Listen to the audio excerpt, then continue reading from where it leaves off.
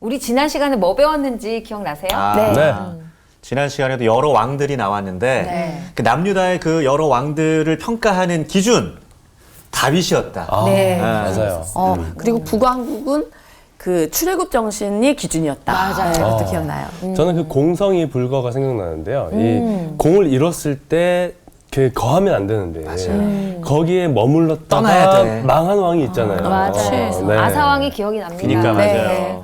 오늘도 또 왕들을 통해서 우리가 어떤 교훈을 얻을지 기대가 됩니다. 네, 좋습니다. 네. 와, 섭취했다. 안녕하세요. 안녕하세요. 네, 반갑습니다. 네. 살다 보면 우리 수없이 많은 사람들을 만나는데, 만난 사람들하고의 얽힌 이야기를 다 기억하세요? 아니요. 쉽지 다는 않죠. 못하죠. 네, 정말 강렬한 것만 기억합니다. 강렬한 것만.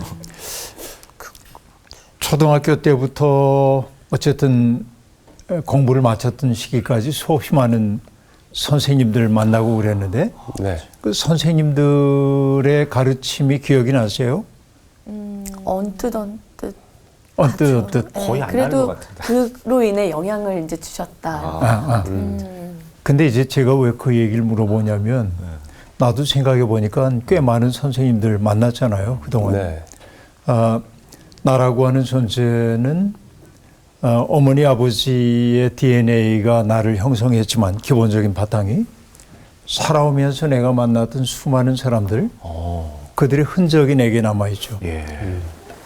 정훈 씨와 내가 만나서 나눴던 이야기, 이런 것들이 알게 모르게 내 속에 뭔가 영향을 미치고, 그러니까 내 속에 수없이 많은 타자들이 들어와 있단 말이죠. 예. 네. 그 가운데서도 선생님들은 우리의 삶에 굉장히 큰 영향을 미쳤습니다. 따지고 보면 뭘 배웠어? 그럼 잘 모르겠어요. 기억이 안 나요. 그런데 선생님들이 수업 시간에 우리에게 가르쳐 주었던 수업의 내용은 잊혀졌지만 그 선생님들이 학생들을 대하는 태도, 이런 것들은 남아있죠. 네. 네. 네. 그러니까 우리가 나라고 하는 한 존재가 다른 사람들에게 기억될 때 내가 한 말 혹은 내가 가지고 있는 생각, 내가 쓴 책, 이런 거로 기억이 안 돼요. 오. 주로 뭐로 기억이 됩니까? 태도. 태도. 네. 그 사람들을 대하는 태도가 어떠했는지. 그러니까 그가 어떤 메시지를 내게 바라더라도 그의 태도가 오히려 나한테 깊이 남아있는 경우가 대부분이라고 얘기할 수 있겠습니다. 네. 자, 지난 시간에도 얘기했지만은 이스라엘 왕들의 이야기를 할 때 그 왕들이 했던 세세한 이야기를 다 걸러내고 몇 가지 채를 가지고 그 사람을 다 걸러내거든요. 그러니까 하나님 앞에서 신실했는지, 하나님 앞에서의 신실함은 뭐로 나타납니까? 타자들에 대한 태도로 나타나게 마련이죠. 그래서 저는 늘 얘기합니다. 하나님 사랑이라고 하는 것과 이웃 사랑이라고 하는 것은 둘로 나뉠 수 없다. 하나님을 사랑한다고 얘기하면서 이웃을 사랑하지 않은 것은 거짓말하는 거예요. 이게. 그래서 레위기 19장에도 이스라엘의 하나님 여호와가 거룩함 같이 너희도 거룩하라 하고 얘기하는데, 거룩함의 핵심이 뭐였습니까? 내 이웃을 내 몸처럼 사랑하라 라고 하는 것이었습니다. 이것이 거룩함의 핵심입니다. 그러니까 하나님 사랑과 이웃 사랑은 양립될 수가 없어요. 그러니까 하나님을 사랑한다고 얘기하면서 우리의 이웃들을 함부로 대한다고 한다면 나는 거짓말하는 자라고 얘기할 수 있겠죠. 그러니까 태도의 문제가 매우 중요해요. 내가 인생에 대해서 어떤 태도를 가지고 있는지. 그러니까 아까 정훈 학생도 복습할 때 기억나는 게 다윗이라고 하는 척도를 가지고 사람들을 쟀다. 네. 그렇죠? 다윗이라고 하는 척도도 다윗 그 자체가 아닙니다. 하나님과 다윗의 관계. 그렇죠? 하나님 앞에서 그가 어떻게 진실되게 살려고 했는지, 이런 것들이 사람들에게 굉장히 크게 작동을 했던 거죠. 그 자를 가지고 바라보니까 부족함이 많아, 사람들이. 오늘 수업 열왕기서 17강 북이스라엘의 왕들. 열왕기상 15장 33절부터 네. 16장을 공부를 하게 될 텐데 굉장히 긴 본문입니다. 어쨌든 조금 공부를 좀 해가야 할 텐데 네. 정훈 학생이 15장 33절부터 16장 4절까지 읽어주세요. 네. 유다의 아사왕 셋째 해에 아히야의 아들 바아사가 디르사에서 모든 이스라엘의 왕이 되어 24년 동안 다스리니라. 바아사가 여호와 보시기에 악을 행하되 여로보암의 길로 행하며 그가 이스라엘에게 범하게 한 그 죄 중에 행하였더라. 여호와의 말씀이 하나니의 아들 예후에게 임하여 바아사를 꾸짖어 이르시되 내가 너를 티끌에서 들어 내 백성 이스라엘 위에 주권자가 되게 하였거늘 내가 여로보암의 길로 행하며 내 백성 이스라엘에게 범죄하게 하여 그들의 죄로 나를 노엽게 하였은즉 내가 너 바아사와 내 집을 쓸어버려 내 집이 느밧의 아들 여로보암의 집같이 되게 하리니 바아사에게 속한 자가 성읍에서 죽은즉 개가 먹고 그에게 속한 자가 들에서 죽은즉 공중의 새가 먹으리라 하셨더라. 네. 지난주에 얘기했던 것처럼 남왕국 유다의 정체성의 뿌리는 다윗과 하나님 사이에 맺어진 언약이라고 네. 이야기를 했습니다. 네. 그런데 북왕국은 그런 정통성의 뿌리가 없기 때문에 출애굽 정신이라고 하는 대의를 가지고 자기의 역사를 평가합니다. 근데 여기 기준에 미치지 못하면 권력을 교체하는 일을 그들은 서슴없이 했습니다. 북왕국은 쿠데타의 역사라고 해도 과언이 아닙니다. 불행한 역사였었죠. 네. 근데 특별히 여기 이스라엘의 왕 바아사는 유다의 아사왕 3년에 군부 쿠데타를 통해 왕이 되었고 디르사는 나중에 사마리아가 수도로 정해지기 전에 북왕국의 중심이었습니다. 왕궁이 있었고요. 거기에서 24년을 다스렸다고 얘기합니다. 긴 통치 기간입니다. 네. 근데 24년을 성경 기자는 아주 짤막하게 요약합니다. 여호와 보시기에 악을 행했다. 네. 와. 여로보암의 길로 행했다. 예. 이스라엘로 하여금 죄를 짓게 하는 죄도 그대로 따라 했다라고 얘기합니다. 그래서 여러분 지난주에도 얘기를 했지만은 내가 죄 짓지 않는 것도 중요하지만은 나로 말미암아 다른 사람들이 죄를 짓지 않도록 하는 일도 더 중요하다고 얘기할 수 있겠습니다. 네. 우리가 흔히 원죄를 얘기할 때 원죄라는 게 아담과 하와가 금지된 열매를 따먹었기 때문에 이게 이제 우리가 선악과라고 얘기를 하지만은 지식의 나무이기도 하거든요. 네. 그래서 선과 악을 분별하죠. 분별해요. 선과 악을. 내가 분별하는 주체가 된단 말이죠. 내 기준 가지고 사람들을 바라보기 시작해요. 이게 원죄라고 흔히 얘기를 하고 있습니다. 근데 원죄라고 하는 말이 잘 받아들여지지 않는 사람들이 아주 많이 있습니다. 왜 인류의 첫 사람이 지은 죄가 나한테 전가되는 거야? 전가됐다고 생각하기 때문에 그렇습니다. 그러나 원죄라고 하는 것은 교리이기 전에 우리의 삶의 경험이기도 합니다. 인간은 죄에 끌리는 속성이 있어요. 우리에게. 우리가 경험적으로 알 수 있습니다. 아이들에게 뭐 하지 말라고 그러면 기어코 해보고 싶은 마음이 듭니다. 맞아요. 금지된 것을 하고자 하는 욕망이. 그래서 저는 금지는 유혹이라고 얘기를 해요. 별로 하고 할 생각 없었는데 하지 말라고 그러는 순간 매혹적으로 보여. 이게 금지된 것을 하고자 하는 욕망이 있어요. 사람들은 그것을 어떤 그 죄에 끌리는 속성이라고 얘기합니다.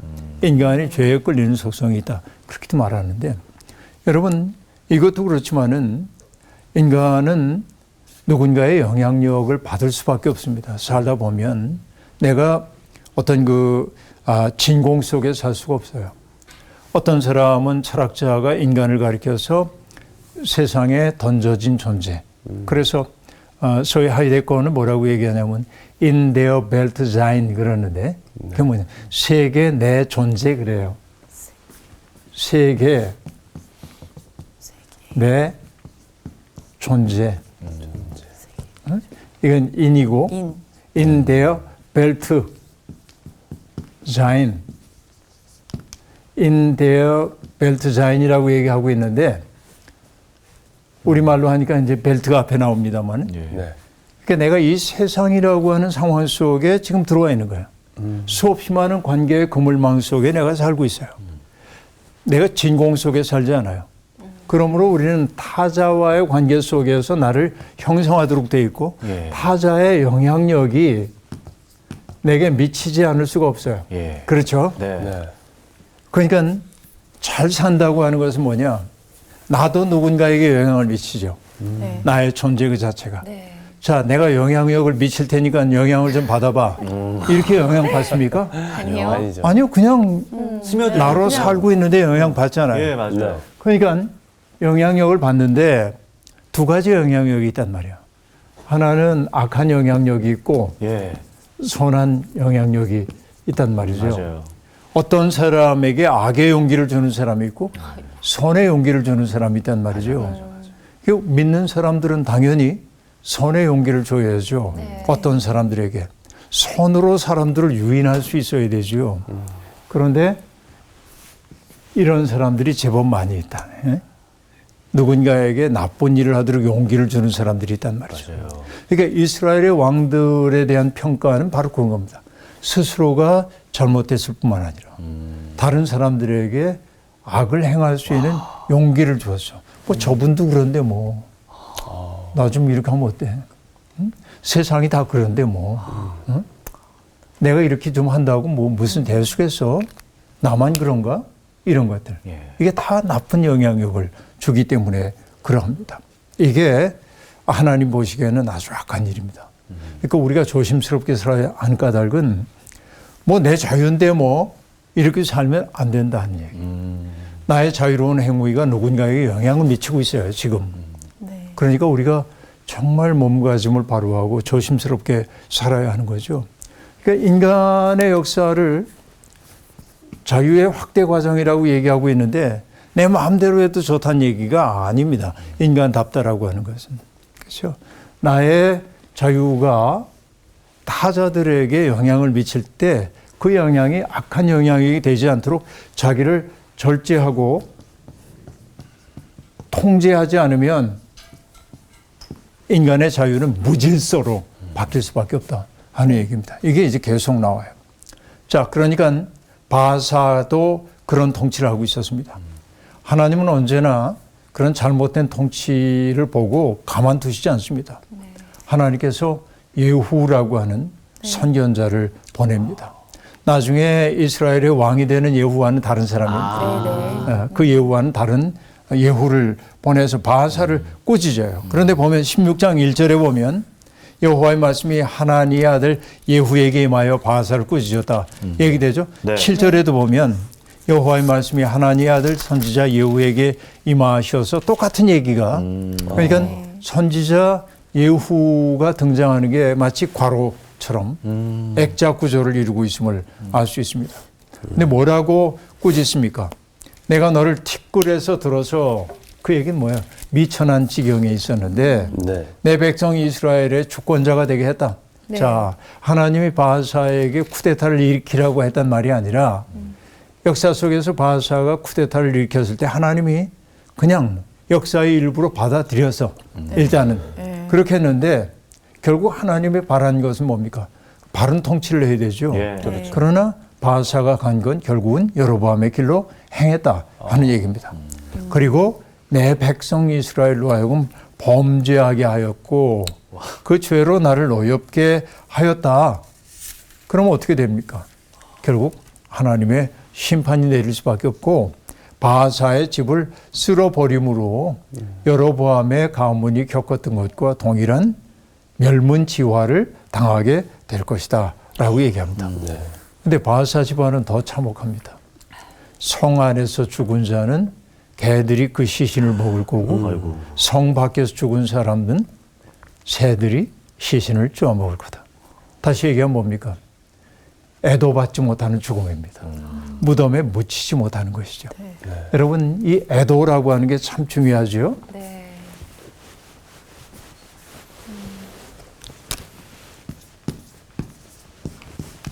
어떤 사람의 죽음에 대해 슬퍼하는 마음이죠.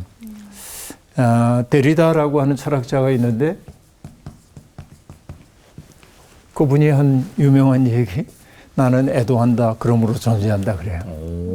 그러니까 애도한다고 하는 건 뭐죠? 당신이 내 인생에 참 소중한 사람이라는 거예요. 근데 그 소중한 사람인데 언젠가 우리는 헤어질 수밖에 없어요. 죽음이 갈라놓든지 그러면. 이게 애도입니다. 애도는 너의 삶에 대한 깊은 관심이 있음을 나타내요. 그렇죠? 인간다움은 바로 이 애도함 속에 등장해요. 근데 가장 슬픈 죽음은 뭐냐? 애도받지 못하는 죽음입니다. 네. 그것이 뭐야? 개들에게 먹히고 새들에게 쪼먹힌다. 애도받지 못할 거다. 그러니까 하나님 앞에 죄를 지은 자들의 아주 비참한 죽음을 이렇게 아주 직감적인 언어를 쓰고 있지만은 예. 이거를 저는 다른 말로 애도받지 못하는 죽음 이렇게 얘기를 하겠습니다. 결국은 이 바사는 24년을 다스렸지만은 아주 짤막하게 네. 그의 삶이 요약되고 있음을 볼 수 있습니다. 그의 나머지 행적, 그가 한 것, 그의 권세는 이스라엘 왕 역대 지략에 기록되어 있고 세세하게 그의 통치를 기록하는 것은 성서 기자의 관심사항이 아니었다. 그렇죠? 그는 어쨌든 조상들과 함께 잠들어서 묻혔다고 얘기했고 마지막으로 애도를 당한 거죠. 받은 거죠. 엘라가 뒤를 이어 왕이 됐다 하고 얘기합니다. 그럼 그 다음에 엘라는 어떻게 살았는지 나온 씨가 한번 볼까요? 네. 8절부터 14절. 유다의 아사왕 제26년에 바하사의 아들 엘라가 디르사에서 이스라엘의 왕이 되어 2년 동안 그 왕위에 있으니라. 엘라가 디르사에 있어 왕국 맡은 자 아르사의 집에서 마시고 취할 때에 그 신하 곧 병거 절반을 통솔한 지휘관 시므리가 왕을 모반하여 시므리가 들어가서 그를 쳐 죽이고 그를 대신하여 왕이 되니 곧 유다의 아사왕 제27년이라. 시므리가 왕이 되어 왕위에 오를 때에 바하사의 온 집안 사람들을 죽이되 남자는 그의 친족이든지 그의 친구든지 한 사람도 남기지 아니하고 바하사의 온 집을 멸하였는데 선지자 예후를 통하여 바하사를 꾸짖어 하신 여호와의 말씀같이 되었으니 이는 바하사의 모든 죄와 그의 아들 엘라의 죄 때문이라. 그들이 범죄하고 또 이스라엘에게 범죄하게 하여 그들의 헛된 것들로 이스라엘의 하나님 여호와를 노하시게 하였더라. 엘라의 남은 사적과 행한 모든 일은 이스라엘 왕 역대지략에 기록되지 아니하였느냐. 네, 유다왕 아사 26년에 바사의 아들 엘라가 왕이 되었습니다. 2년간을 다스렸습니다. 그런데 엘라 왕의 신하이고 또 병거 부대의 사령관이었겠죠. 네. 군대 절반을 통솔하던 시므리가 반기를 듭니다. 네. 그래서 엘라가 디르사에 있는 아르사 공내 대신의 집에서 술을 마시고 취해 있을 때 시므리가 들어가서 엘라를 쳐 죽입니다. 또 다른 쿠데타가 일어나고 있는 거죠. 공내 대신의 집에서 술을 마시고 취해 있었다. 여러분, 한 국가를 통치하는 사람이 깊이 술에 취해 있는 것은 보기 좋지 않습니다. 이것은 정말 여기 엘라가 바로 그러한 상황 속에 있었던 건데요. 바로 그때 시므리가 들어가서 쳐 죽이고 그리고 지난주에도 우리가 봤습니다마는 시므리는 이 바사 가문에 속한 사람들을 다 죽입니다. 왜? 피해 보복을 피하기 위해서. 그러나 여러분, 우리가 가인과 아벨 이야기를 통해서도 압니다마는 땅에 흐른 사람들의 피는 하늘을 향해 하소연하도록 되어 있습니다. 부르짖게 되어 있습니다. 피는 피를 부릅니다. 그러니까 내가 내 눈에 멸문지화를 누군가를 그렇게 다 죽였다고 해서 끝나는 게 아니고 그것은 또 다른 불화의 씨앗을 심는 행위에 불과한 것이죠. 근데 어쨌든 이렇게 바사 가문이 다 멸문지화를 당하는데 성경은 이게 예후 예언자를 통해 하셨던 말씀이 응한 것이라고 그렇게 얘기하고 있습니다. 이 엘라도 똑같습니다. 그들이 지은 죄의 결실을 거둔 것이지만은 스스로 죄를 지었고 다른 이들도 죄를 짓게 만들었다. 앞에 평가됐던 것과 똑같은 이야기가 등장하고 있음을 볼 수 있습니다. 네. 그럼 여러분, 쿠데타를 통해 왕이 됐던 시므리는 얼마나 행복한 통치를 했는지 15절부터 20절까지 성원 씨. 네. 유다의 아사왕 제27년에 시므리가 디르사에서 7일 동안 왕이 되니라. 그때의 백성들이 블레셋 사람에게 속한 기브돈을 향하여 진을 치고 있더니 진중 백성들이 시므리가 모반하여 왕을 죽였다는 말을 들은지라.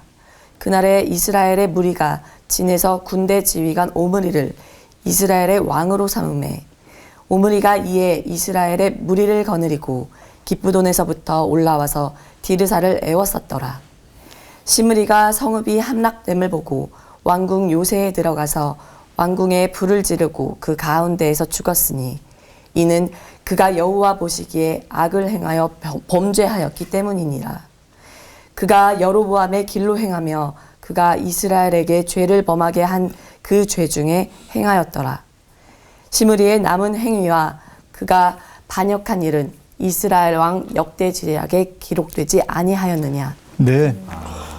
유다 왕 아사 왕 27년에 시므리가 디르사에서 왕이 되는데, 그러니까 엘라를 죽이고 왕이 되었습니다. 그런데 시므리가 얼마 동안 다스립니까? 7일 동안. 잘못 본 줄 알았어요. 7년인 줄 알았는데. 그게 7일 천하. 7일 천하. 겨우 7일 동안 왕이 되었다라고 얘기합니다. 자, 그런데 우리가 여기서 정황 하나를 알게 됐습니다. 여기에 이스라엘 왕 엘라가 국내 대신의 집에서 대취하여 있을 때 네. 네. 사실은 그의 군대들이 블레셋과 싸우기 위해서 기브돈에 가가지고 전쟁을 벌이고 있었습니다. 한쪽에서는 자기의 장군들이 전쟁을 벌이고 있는데 술 마시고 있었고. 디르사에서는 술에 대취해 있었죠. 이게 엘라라고 하는 사람을 보여줘요. 그대로. 이게. 근데 어쨌든 시므리가 쿠데타를 했다는 소식이 전장터에도 들려옵니다. 그러자 이스라엘 군인들이 시므리를 왕으로 인정할 수가 없어요. 그래서 군대 지휘관인 오므리를 왕으로 삼습니다. 그래서 오므리가 군대를 돌려서 디르사를 포위하고 이제 압박을 가하는 겁니다. 그러자 시므리가 왕궁으로 들어가서 왕궁 요새에 들어가서 불을 지르고 그 가운데서 불타 죽고 맙니다. 와. 아주 비참한 네. 이 권력에 대한 집착이 얼마나 허망한 죽음을 낳게 되는지를 보여주고 있는데, 그렇죠. 인간이 가지고 있는 권력의 욕망이라고 하는 건 말할 수가 없습니다. 우리가 흔히 인간이 권력의 욕망을 가지고 있다고 얘기할 때 그때의 권력은 우리가 지금 얘기하는 권력과 조금 다르긴 하지만은, 그러나 여러분, 모든 사람들은 권력을 원합니다. 네. 권력이라 제가 처음부터 얘기하지만은 모든 유혹은 어떤 말로 수렴되냐면 뱀이 하와에게 했던 말과 관련됩니다. 내가 신처럼 되리라. 신처럼 되리라. 와. 모든 유혹은 이겁니다. 뭐냐? 신이라고 하는 존재는 뭐예요? 주권을 가지고 있어요. 주권을. 네. 그래서 신의 의지를 수행할 수 있는 능력을 가지고 있습니다. 주권이에요. 주권을. 그러니까 모든 사람은 뭐냐면 주권을 가지고 다른 사람들을 지배하고 싶어요. 지배의 욕망인데, 지배 욕망이란 뭐냐? 나의 의지를 성원 씨에게 부과함으로 성원 씨가 나의 손과 발이 되도록 만들고 싶은 거예요. 이게 권력입니다. 그런데 우리 시대의 권력은, 우리 시대의 주권은 어디에서 나오느냐? 돈입니다. 그렇죠? 네. 돈이 주권입니다. 돈 많은 사람들이 사람들에게 권력을 행사합니다. 그렇죠. 그러니까 사람들이 돈 하는 까닭이 뭐냐면 그 욕망의 가장 깊은 곳에 뭐가 있냐면 이게 있어. 내가 신처럼 될 거다라고 하는 거. 내 의지를 누군가에게 부과함으로 그로 하여금 내 의지의 하수인이 되도록 만들고 싶은 거. 이게 지배의 욕망입니다. 그런데 믿음이라고 하는 것은 뭐냐? 지배의 폭입니다. 지배의 포기. 그래서 예수 그리스도도 얘기합니다. 너희 중에 으뜸이 되려는 사람 모든 사람 섬겨야 돼. 그렇죠? 이방인의 집권자들은 사람들을 강제하기도 하지만은 은인 행사를 하지만 너희는 그러면 안 돼. 지배를 포기해야 돼. 그 얘기는 뭐냐면 내가 힘이 없어서 지배를 못한다고 하는 포기가 아닙니다. 내가 그럴 수 있는 능력이 있는데도 불구하고 안 그러는 거예요. 이게. 그게 뭐죠? 지배를 포기하는 까닭은 사랑이지. 사랑. 그렇죠? 그러니까 똑같은 주권이 우리에게 주어져도 사랑 쪽으로 반응하는 사람도 있고, 예. 그렇죠? 지배의 욕망으로 반응하는 사람도 있습니다. 예. 믿음으로 산다고 하는 건 뭐냐? 이거예요. 그러니까 우리가 하나님 앞에 기도할 때도 하나님, 뭐 많은 분들이 요즘도 그런 기도하는지 모르겠습니다만, 머리가 될지언정 꼬리가 되지 않게 해주시고, 일전에 지금 연세가 이제 90이 되신 여자 목사님이 계신데, 이 목사님은 옛날에 목회하실 때 아이들이 막 이렇게 가면 아무개야 일로 와. 그래서 머리에 손을 얹고 기도를 해주세요. 하나님 아무개가 훌륭한 이장이 되게 해주시고 이렇게 기도하면 그 부모들은 아이 목사님 기왕 기도해 주실 거 뭐 국회의원이 된다든지 장관이 된다든지 이렇게 기도해 주시지. 아 겨우 이장이 뭐예요. 그 목사님은 가장 이 기초 단위인 좋은 이장이 나와야 좋은 세상이 된다. 근데 그분들의 마음엔 별로 안 들었던 것 같아요. 그러나 따지고 보면 좋은 이장님이 있어야 그쵸. 마을도 그렇죠. 좋아지고. 그런데 많은 사람들이 많은 기독교인들이 예. 이것 때문에 하나님 기도할 때가 있어요. 내가 높은 자리에 올라가고 돈도 많이 벌고 결국 이렇게 내가 능력 있는 사람으로 인정받고 싶어요. 그러나 믿음이라고 하는 건 뭐냐? 지배의 욕망으로 주권자가 되기를 바라는 게 아니라 이런 힘이 있다 할지라도 지배를 포기하고 사랑하고 섬기는. 이게 바로 예수 그리스도의 길이죠. 믿음의 길이라고 하는 건 바로 이런 길인데 우린 정반대로 지향하고 있는 것은 아닌가 생각을 해보는 거예요. 그렇죠? 이 시므리라든지 그동안 봐왔던 모든 왕들의 문제는 뭐냐면 이거예요. 지배의 욕망, 내가 신처럼 될 거다. 그러니까 똑같은 욕망을 가진 사람들에 의해 제거되는 거예요. 이 불행한 역사가 반복되고 있음을 알 수 있습니다. 그러니까 이 악순환이 끊어져야 돼. 이렇게 지배의 포기를 통해서. 그래서 여러분 성경에서 그 우리가 교회가 등장하잖아요. 역사 속에서. 그 교회를 가리켜 어떻게 말하냐면 대한 공동체라고 말하는 분이에요. 대안이야. 어떤 얘기냐면 우리가 살고 있는 세상은 지배의 욕망이 지배합니다. 그런데 교회는 그러면 안 됩니다. 전혀 다른 질서를 가지고 가기 시작하는 거죠. 이게 대한 공동체예요. 그래서 출애굽 공동체도 대한 공동체입니다. 바로가 지배하고 있었던 세상에서 그 바로의 세상은 뭐예요? 누군가에게 노동을 강제하고 누군가를 수단으로 삼고 누군가를 교체 가능한 존재로 삼는 것이 그 바로가 지배하고 있었던 애굽의 체제죠. 그러나 하나님은 너희는 그래서는 안 된다. 그렇죠? 젖과 꿀이 흐르는 땅을 얘기하면서 모든 사람들이 자기의 삶의 주인이 되는 세상 보여줘요. 이게 성경의 일관된 이야기입니다. 자, 그 다음에 우리가 볼게요. 오므리가 왕이 됩니다. 21절부터 28절.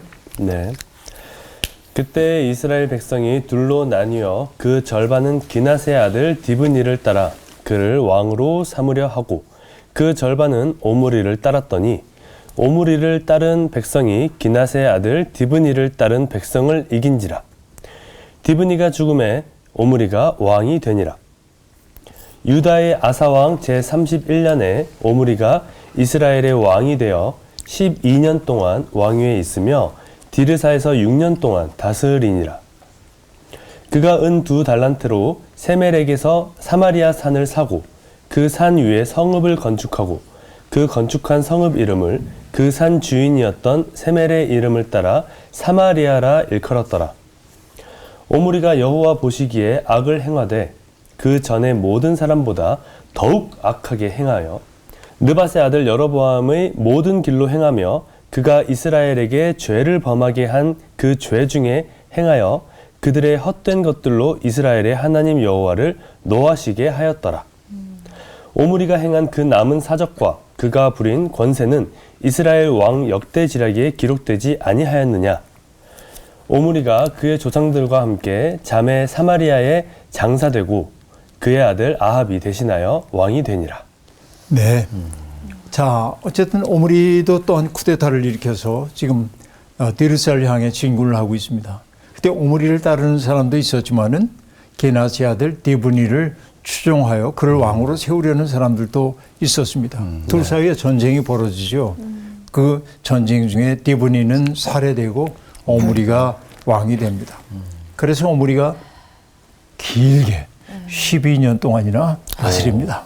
7일에 비하면 굉장히 길지요. 엄청 기네요. 그런데 디르사에서 반역의 땅인 디르사에서 6년을 다스리고 그는 여성으로 얘기하면 터가 좋지 않다고 느꼈는지 수도를 옮깁니다. 그게 바로 사마리아입니다. 사마리아 시대가 열리게 돼요. 근데 그 사마리아를 세우기 위해서 세멜에게서 은 2달란트를 주고 산 하나를 삽니다. 그리고 그 산지에 도성을 건설하고 그 성의 이름을 원주인인 세멜의 이름을 따서 사마리아 이렇게 얘기합니다. 세멜이라고 하는 것은 영어로 얘기하면 preserved라고 얘기하는데 보호되었다. 뭔가를 위해 구별되었다. 그런 뜻인데 그런 독특한 도성을 이제 만들게 되는 겁니다. 이 사마리아는 익숙하죠? 네. 여러분들에게. 이제 북왕국의 명실상부한 수도가 되게 하는데 어쨌든 오므리 왕조 12년인데 여기도 아주 간단하게 수도 옮겼다는 얘기 끝한 다음에 오므리가 여호와 보시기에 악을 행했다. 그런데 그의 악한 정도가 이전의 모든 사람보다 더욱 악했다. 네. 그래서 느밧의 아들 여로보암의 길로 행했고 이스라엘에게 죄를 행하게 했다. 결국 어떤 것입니까? 헛된 것들로 이스라엘의 하나님 여호와를 노하시겠다. 여기 헛된 것은 우상입니다. 네. 우상 숭배함으로 이렇게 노하게 했고 남은 행적에 대한 이야기가 간략하게 등장합니다. 자, 그런데 오므리 왕조 시대가 열려요. 네. 오므리 왕조 시대는요, 이스라엘 역사에서 비교적 쿠데타가 적은 왕조입니다. 그러나 오므리와 이어지고 있는 그의 아들인 아합 시대가 최악의 시대이기도 합니다. 어떻게 보면. 그 다음에 등장하는 게 아합 왕이 여기에 등장하고 있는데 네. 29절부터 34절 얘기인데 유다 왕 아사 왕 38년에 오므리의 아들 아합이 왕이 되어서 22년 동안을 다스립니다. 자, 그동안의 쿠데타의 역사에서 보자고 한다면 22년은 상당히 긴 세월이라고 얘기할 수 있겠죠. 네. 그런데 그에 대한 평가도 이전의 왕들보다 더 심하게 주님 보시기에 악을 행해서 여로보암의 죄를 응가했다. 이렇게 얘기를 하고 있습니다. 그리고 시돈의 왕인 엣발의 딸인 이세벨을 아내로 삼았다. 이세벨이 드디어 등장합니다. 여러분, 엣발이라고 하는 이름이 시돈 왕 엣발인데 엣바알 이름이 뭐가 들어가 있어? 바알. 이 이름의 뜻은 뭐냐면 with 바알입니다. 바알과 함께 그런 뜻이고 또 living under Baal's favor 그래서 바알의 은혜 아래 살다 그런 뜻이에요. 엣바알의 이름이. 그러니까 이 엣바알의 딸인 이세벨 여기도 벨이라고 하는 이름인데 바알입니다. 벨도. 이세벨의 뜻은 뭐냐? 바알은 높인다. 바알은 남편이다. 그런 뜻이에요. 이름 자체가. 너무 안 좋은데. 그러니까 지금 엣바알의 딸인 이세벨과 결혼을 하고 아합이 결국 뭐예요? 그 영향력 아래 들어간 거지. 네. 그래서 바알을 섬기고 예배했다. 사마리아에다가 바알의 신전을 세웠고 바알을 섬기는 제단도 세우고 아세라 목상까지 만들어 하나님을 진노하시게 했다. 이렇게 얘기합니다. 자, 지금 매를 벌고 있는 거죠. 네. 이 아합의 통치에 대해서 성경 역사는 아주 불쾌한 그런 느낌을 가지고 있습니다. 네. 그래서 이제 여기 잠깐 얘기가 더 남긴 했습니다만은 다음 주에 등장하는 게 엘리야가 등장해요. 드디어 엘리야. 아합과 엘리야가 이제 대결하는 장면이 나옵니다. 하나님의 심판이 어떻게 수행되기 시작하는지를 보여주는데 아합이 어떻게 멸망을 당할 것인지에 대한 이야기의 예고편이 34절입니다. 느닷없이 이런 얘기 나오거든요. 그 시대에 베델 사람 히엘이 여리고를 건축하였는데 그가 그 터를 쌓을 때에 맏아들 아비람을 잃었고 성문을 세울 때에 막내 아들 수굽을 잃었으니 여호와께서 눈의 아들 여호수아를 통하여 하신 말씀과 같이 되었더라. 어떻게 보면 뜬금없이 등장하는 문맥이 안 맞는 것 같아요. 이죠. 안 맞는 얘기이죠. 그런데 결국 어떤 얘기냐면 여호수아서 6장 26절에 보면 여리고가 멸망당한 다음에 여호수아가 얘기하거든요. 이 성벽에 기초를 놓는 자는 맏아들을 잃을 것이고 성문을 다는 자는 막내 아들을 잃을 거다라고 얘기했는데 예언이 바로 이 예언이 응했다라고 얘기하므로 하나님의 주권이 어떻게 일하시는지를 보여줘요. 그 얘기는 이렇게 모든 왕들보다 가장 악했던 아합 왕조에 닥치게 될 하나님의 엄중한 심판에 대한 예고편이 이 34절을 통해서 나타나고 있음을 우리가 알 수 있습니다. 이야. 자, 오늘 우리가 16장을 통해서 이스라엘의 네 왕에 대한 얘기를 봤는데 바사, 엘라, 시므리, 오므리, 아합. 그렇죠? 네. 이 왕들에 대한 전반적인 평가가 뭐였습니까? 전부 여로보암의 길로 갔다. 더 악했다. 더 악했다. 그리고 스스로 악했을 뿐만 아니라 다른 이들을 악한 길로 인도했다. 그래서 헛된 것들을 숭배하게 만들었다라고 얘기합니다. 그들이 그랬던 까닭은 전부 뭐였죠? 이 얘기로 나는 요약을 한 거예요. 내가 신처럼 될 거다. 이 얘기, 권력에 대한 욕망, 이런 것들이 자, 여기에서 내가 여기 돈만 써놨지만은 돈, 명예, 권세, 이 모든 것들이 여기에 수렴되는 겁니다. 그래서 여러분, 오늘 내가 명예를 얻고 싶어 하는 까닭이 내가 신처럼 될 거다라고 하는 이 얘기에 내가 반응하고 있는 것은 아닐까. 나는 누구에게도 신적 존재가 되면 안 됩니다. 하나님 안에 우리는 동일해야 하지요. 그러니까 내가 이렇게 지배의 욕망을 내려놓게 될 때,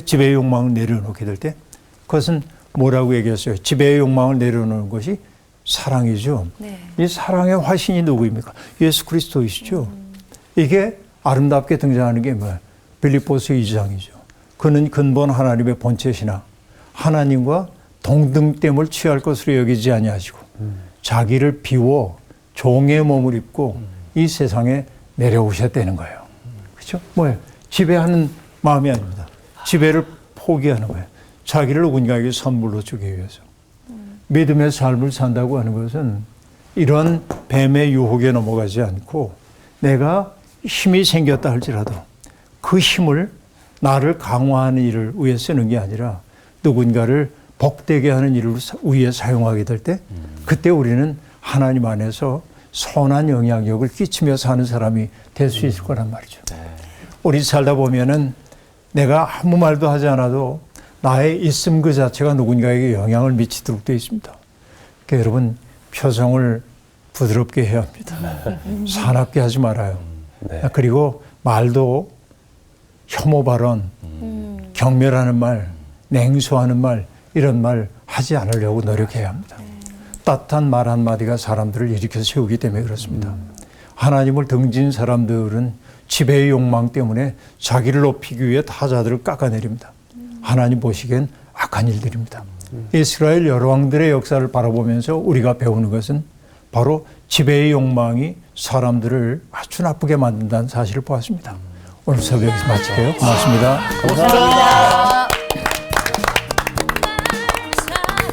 진짜 지금 마지막에 해주신 말씀이 되게 꽂혀요. 진짜 좋은 말씨 가지기에 태도 정말 중요한 것 같습니다. 네. 성경은 계속해서 섬겨라, 사랑해라, 그거를 얘기하고 있잖아요. 오늘 또 그걸 한번 가슴 깊이 느꼈습니다. 네. 저는 선한 영향력이라는 표현 우리가 뭐 자주 많이 사용하잖아요. 많이 쓰죠. 네, 그래서 그 의미가 조금 저에게는 약해졌던 게 아니었나 싶은데 선한 영향력들이 더 모아지고 이렇게 쌓여서 잘 우리가 대항하고 그렇게 살아가면 좋겠다. 이런 생각이 들었습니다. 좋습니다. 하나님 보시기에 기쁜 삶을 사도록 우리 또 노력해볼까요? 그러니까요. 그게 답인 것 같아요. 네. 네.